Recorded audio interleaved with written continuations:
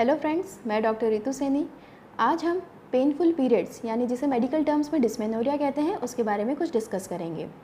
तो यूजुअली हर लड़की को एक स्पेसिफिक एज लिमिट के बाद पीरियड शुरू हो जाते हैं।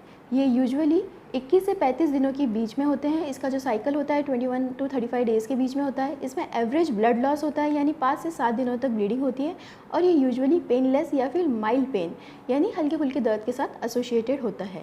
लेकिन कुछ औरतों में या फिर कुछ लेडीज़ में ऐसा देखा गया है कि उन्हें पेन इतना सीवियर हो रहा है, इस हद तक उन्हें दर्द हो रहा है कि उन्हें अपने स्कूल से या कॉलेज से या जो भी वो वर्क ऑफिस वर्क वगैरह जो भी वो कर रहे हैं या फिर जो डेली रूटीन है, जो दिनचर्या वाले काम है वो नहीं कर पा रहे हैं।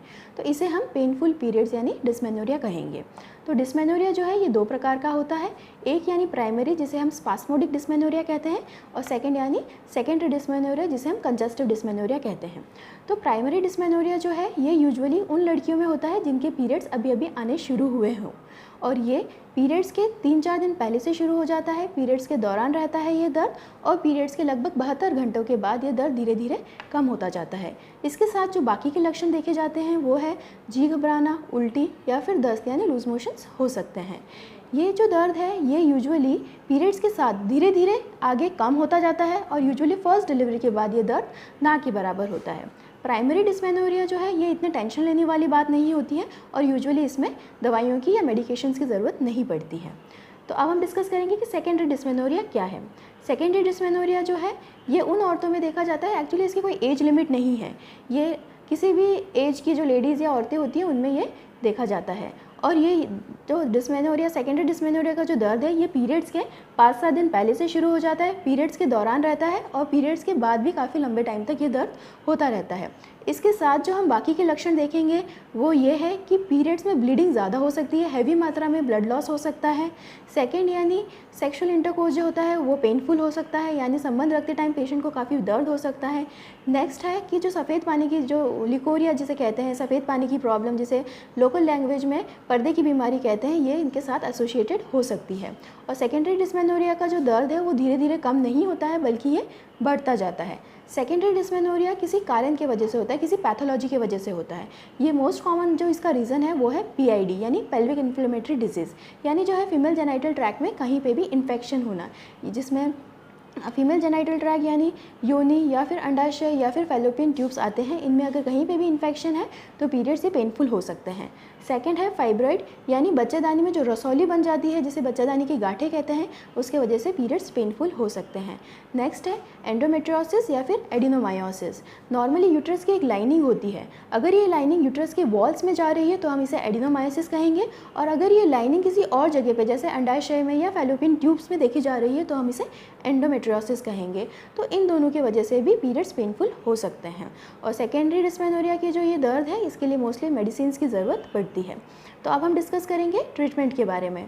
तो सबसे पहले हम ये डिस्कस करेंगे कि ये दर्द कम करने के लिए क्या क्या चीज़ें हैं जो इंक्लूड करनी है और क्या क्या चीज़ें हैं जो अवॉइड करनी है। तो सबसे पहले हम डाइट के बारे में डिस्कस करेंगे। डाइट में ऐसी कौन कौन सी चीज़ें हैं जो हमें अवॉइड करनी है जिससे दर्द ना हो।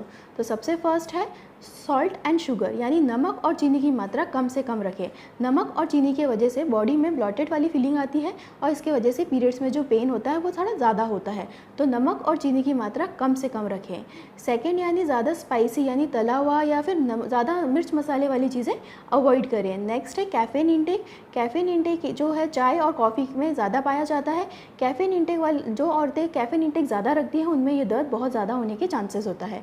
तो सिर्फ जो पीरियड्स का ड्यूरेशन है उस टाइम पे कैफ़ीन की इंटेक कम से कम रखें। अल्कोहल और स्मोकिंग जितना हो सके उतना अवॉइड करें, ये बिल्कुल भी सेफ़ नहीं है। नेक्स्ट यानी प्रिजर्व फूड जो होता है, पैक्ड फूड, जंक फूड, इनको बिल्कुल भी उपयोग में ना लें। नेक्स्ट होते हैं कुछ हर्ब्स होते हैं जैसे सिनेमॉन, दालचीनी, इसका प्रयोग करने से पीरियड्स के जो दर्द होता है उसमें काफ़ी राहत मिलती है। हल्दी का दूध पीने से पेन में काफ़ी रिलीफ मिलता है। नेक्स्ट है नींबू का या फिर अदरक या पुदीने को गर्म पानी में डाल के 2 या 3 बार पीने से दर्द में काफ़ी हद तक आराम मिलता है। नेक्स्ट है हॉट वाटर बैग यानी गर्म पानी का बैग टमी के निचले हिस्से में या फिर कमर पे रखने से इसके वजह से जो पेन, जो हीट वाला जो सेंसेशन होता है उसके वजह से दर्द में काफ़ी आराम मिलता है। नेक्स्ट है मसाज। किसी भी इसेंशियल ऑयल से हल्के हाथ से लोअर टमी पे या फिर बैक पे मसाज करने से दर्द में काफ़ी हद तक आराम मिलता है। नेक्स्ट है स्ट्रेस बिल्कुल भी ना लें, जितना हो सके उतना हैप्पी रहे, खुश रहने की कोशिश कीजिए। और एक लास्ट जो है वो है एक्सरसाइज से एक हार्मोन एंडोर्फिन रिलीज़ होता है, जिसकी वजह से पेन में काफ़ी रिलीफ मिलता है। एक्सरसाइज में आप कुछ भी कर सकते हैं, मेडिटेशन, योगा, डांसिंग, जो भी आपके लिए कन्वीनियंट है, ट्रेडमिल, जो भी आपके लिए कन्वीनियंट है आप वो कर सकते हैं। जिन लेडीज़ को ये सब कुछ करने के बाद, यानी लाइफस्टाइल चेंजेस करने के बाद, डाइट में चेंजेस लाने के बाद भी अगर आराम नहीं मिल पा रहा है तो वो मेडिसिन का सहारा ले सकते हैं। लेकिन मैं ये कहूँगी कि अगर मेडिसिन तक की जाने की नौबत आ रही है तो प्लीज़ अपने गायनेकोलॉजिस्ट से कंसल्ट कीजिए। इसमें usually non steroidal anti inflammatory drugs यानी आइबुप्रोफेन या फिर मेफ्टास्पाज यूज़ किया जाता है और ये कम्प्लीटली सेफ़ है। Thank you.